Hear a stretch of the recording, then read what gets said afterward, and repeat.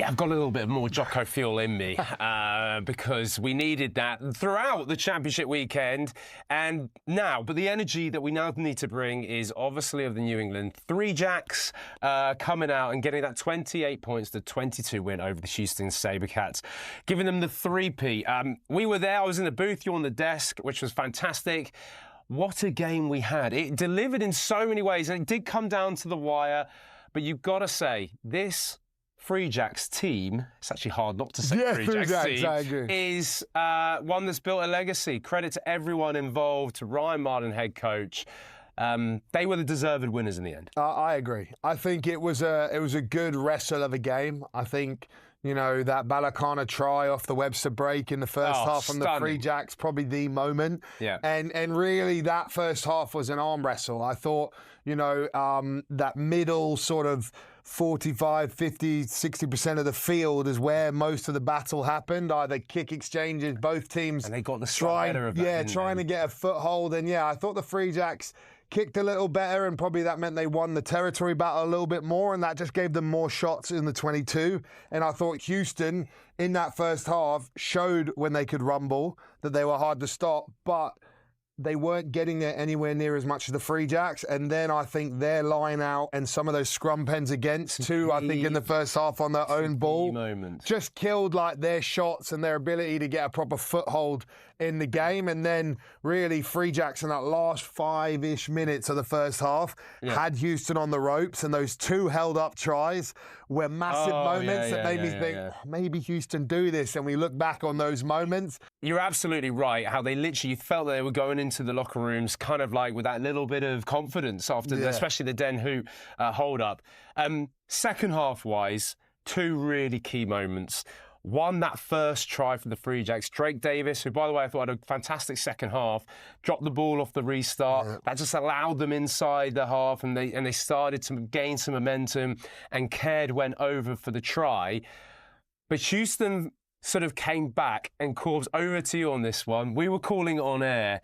There was a certain penalty try moment where you just wonder, that would have taken it to 24-23 to those Sabercats. They would have held the lead for the first time in the game. Yeah, and you hate saying what if, because it's not a clear-cut call. Like, to me, I think it's a penalty try, and I'll tell you why. I think the fact that Houston had 8 men, Three Jacks had 7, there were 2 resets before.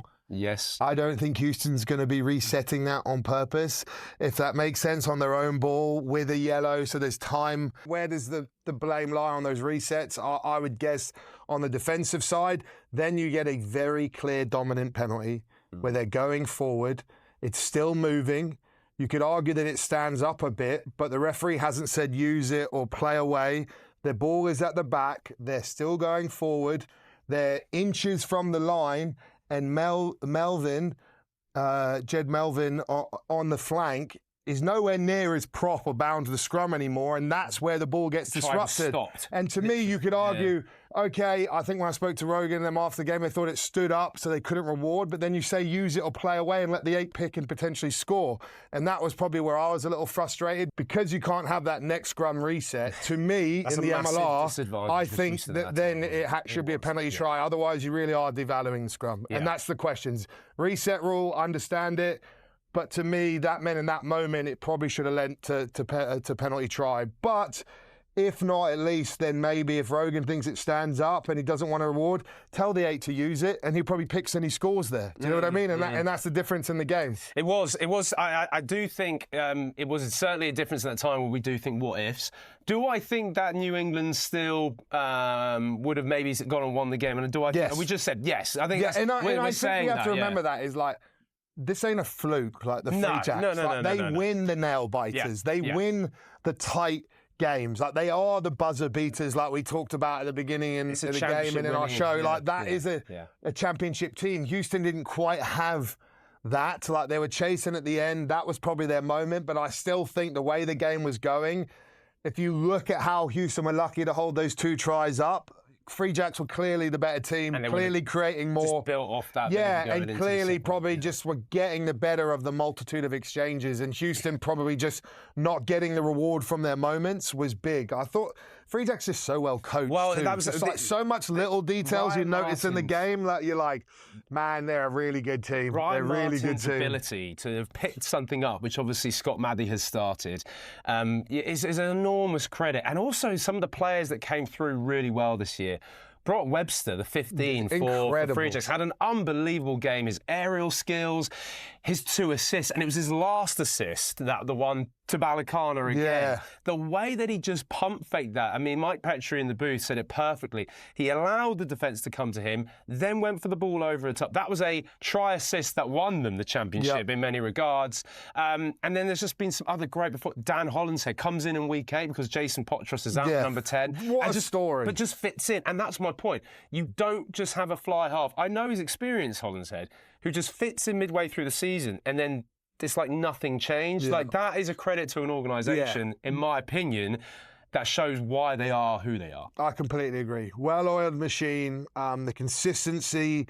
There is a reason they are in 3 finals in a row and they won 3 finals in a row. Like that comes down to the DNA, to the culture, to the ethos that was probably started all the way with Ryan Martin, really built upon and grown by Scott Maddy, and then now added again. Like I was thinking an analogy, obviously I wish I'd used it before the game, but I thought about it was like Ryan Martin built the foundations to the house. Scott Maddy built the house. Now Ryan Martin has built another wing onto the side of that house. Good. And now we're in a position where it's like a Free Jacks mansion. We went from a Free Jacks house to a mansion, you know? So well, considering you're running on fumes, you've nailed that. Thanks, mate. Oh, man. And then, I just think, you know, like they are a dynasty. Yep. They have done something like what the Patriots have done.